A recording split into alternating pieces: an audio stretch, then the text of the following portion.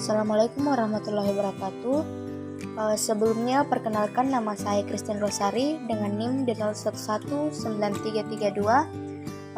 Di sini saya akan menjelaskan mengenai perencanaan pondasi tiang bor pada proyek Cikini Gold Center.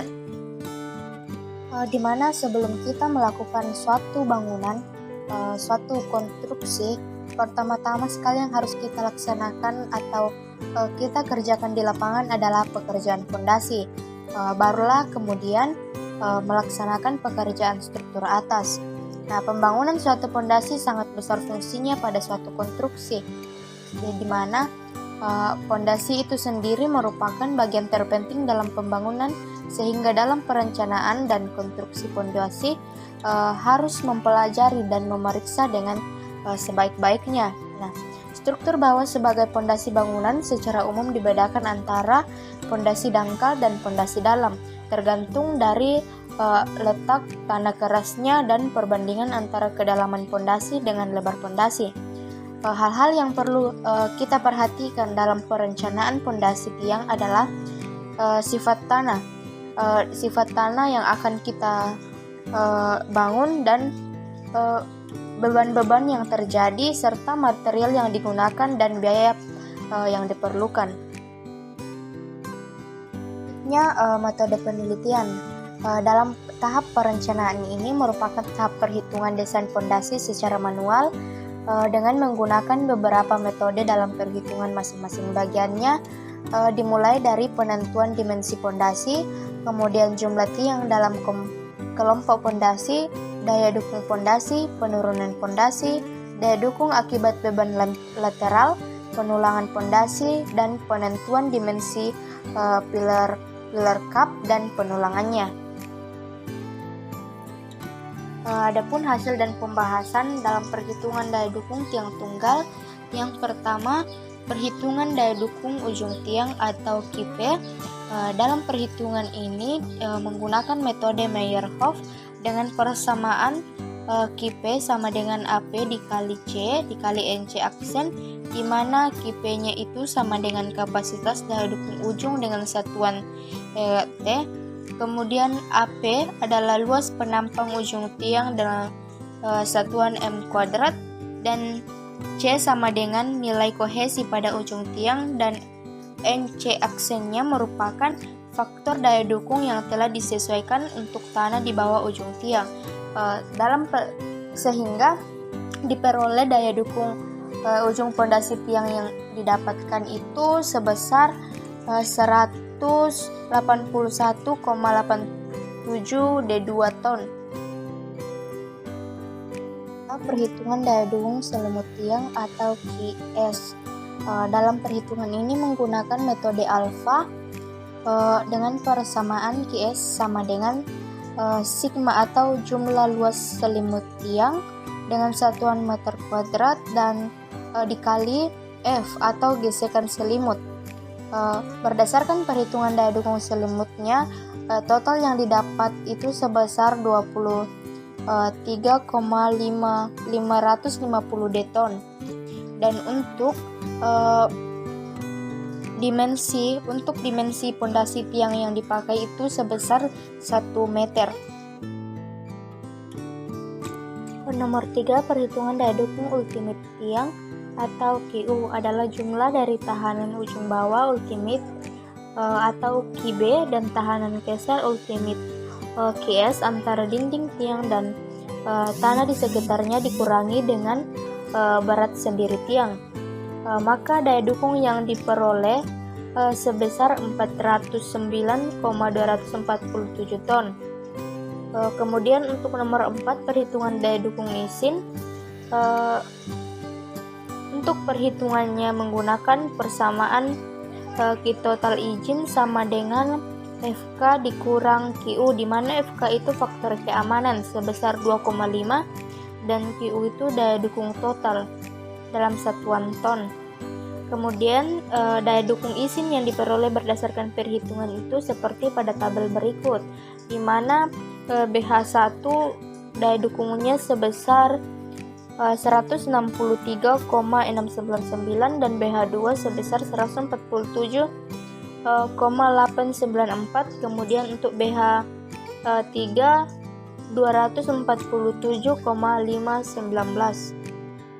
Selanjutnya nomor 5, perhitungan penentuan jumlah tiang.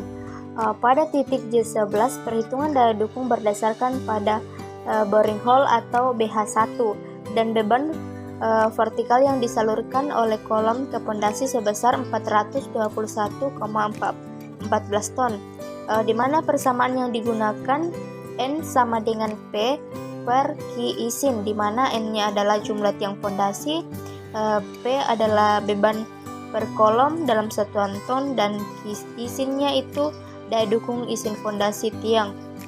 Maka jumlah tiang pada titik J11 adalah 3 buah. Yang keenam, perhitungan efisiensi kelompok tiang. Pada perhitungan efisiensi kelompok tiang ini menggunakan metode Paulos dan Davis.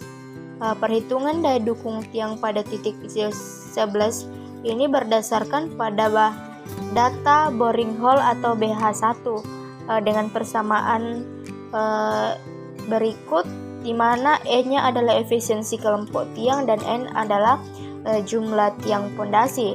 N-nya itu sudah diketahui pada nomor 5, yaitu sebesar 3 buah. Jadi efisiensi yang diperoleh pada titik J11 adalah 95%. Yang ketujuh, perhitungan penurunan pondasi. Pada perhitungan penurunan pondasi ini terbagi menjadi dua. Yang pertama, penurunan pondasi tiang tunggal.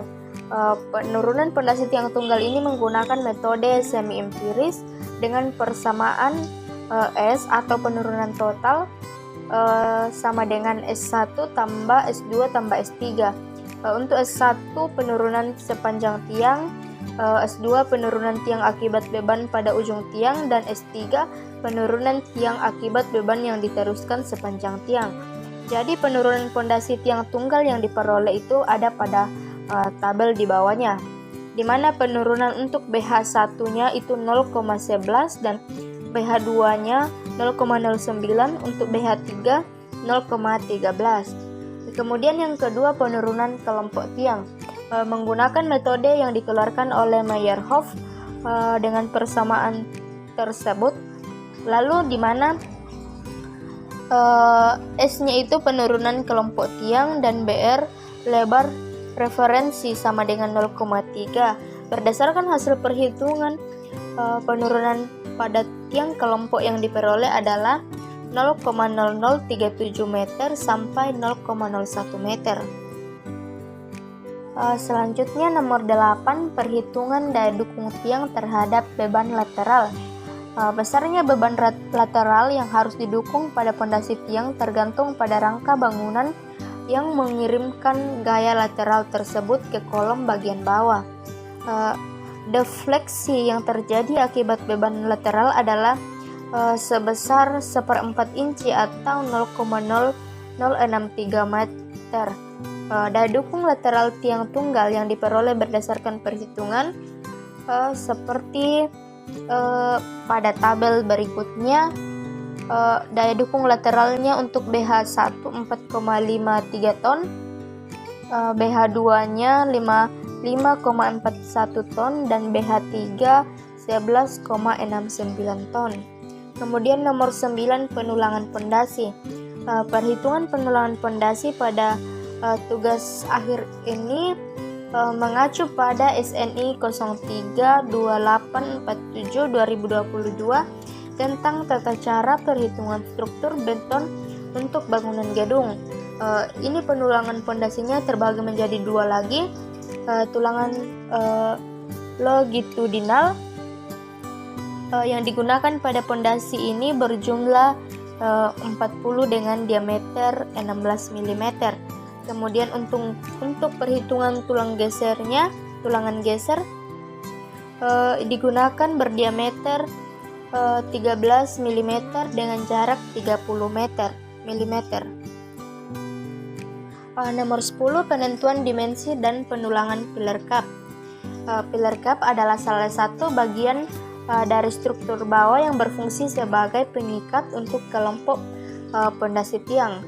Berdasarkan hasil perhitungan diperoleh dimensi kap yang bervariasi pada setiap titik pondasi, yaitu dengan panjang dan lebar antara 1,3 meter sampai 7,3 meter, dan tebal pilar kapnya juga bervariasi, yaitu 0,9 meter, 1 meter, 1,2 meter sampai 1,4 meter, serta tulangan pilar kap yang digunakan bervariasi antara D25 sampai 30, sampai D25 sampai 90. Kemudian untuk ke-10 perhitungan biaya pondasinya itu diperoleh sebesar 2.137.162.500. Berdasarkan hasil perancangan dan analisa perhitungan yang kita lakukan sebelumnya, maka dapat ditarik kesimpulan, yaitu berdasarkan hasil perhitungan diperoleh desain dimensi pondasi tiang bor dengan diameter 1 meter dan panjang tiangnya 20 meter. Kemudian diperoleh daya dukung pondasi tiang bor sebesar 147.894 ton sampai 247.519 ton. Berdasarkan hasil perhitungan diperoleh penurunan pondasi tiang bor tunggalnya sebesar 0,09 meter sampai 0,13 meter.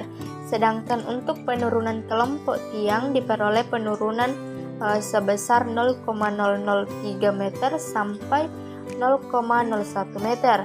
Kemudian untuk perhitungan daya dukung lateralnya diperoleh sebesar 4,53 ton sampai 11,69 ton.